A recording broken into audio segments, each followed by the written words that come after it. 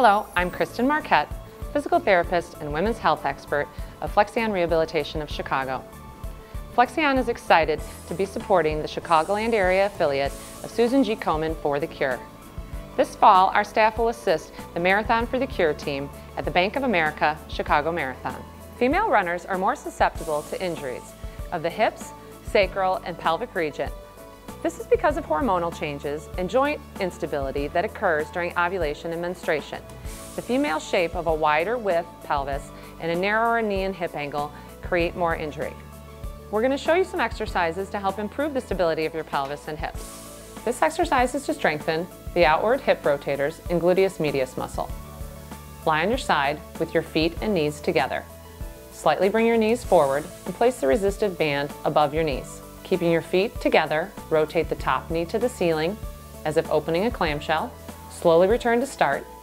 Perform 15 repetitions for 2 sets. This is a side plank exercise. This is for the lateral hip stabilizers and abdominal oblique musculature.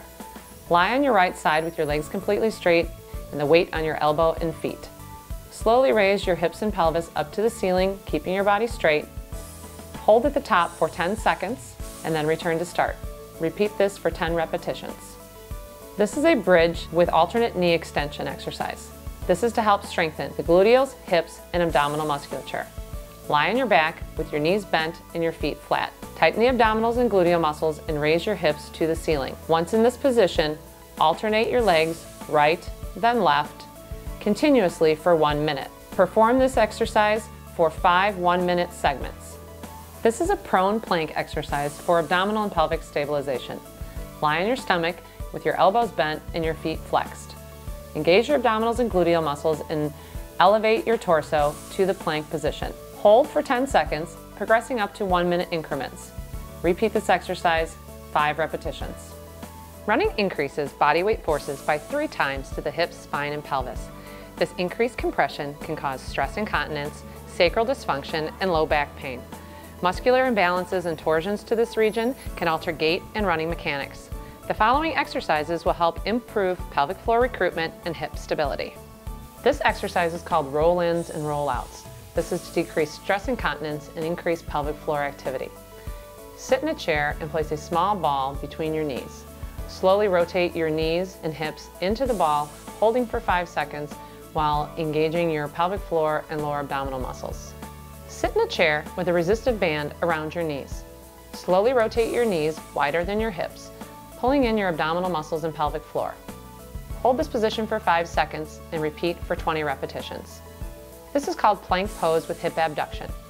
Get into a push-up plank position with weight on the hands and feet. Engaging abdominal muscles, slowly abduct the leg to the side and tap the toe. Return to start. Perform 10 repetitions on each leg. This exercise is resisted band walks for hip rotation, flexion, and abduction strength. Stand with feet together and TheraBand around ankles. Slowly step to the side, keeping hip, knees, and feet in line as you walk the length of a hall. Perform for 4 laps. With band at ankles, take a forward lunge step, planting foot heel-toe in front of you. Repeat 10 times. Then step behind you, going toe to heel to engage gluteal muscles. Repeat 10 times. Starting with band around the ankles, step forward and away into a diagonal plane, return to middle, repeat 10 times each leg. Then step back and away in a diagonal plane, repeat 10 times each leg. As you continue your marathon training, remember to practice these exercises for hip and core stability. This will enhance your marathon experience. Good luck!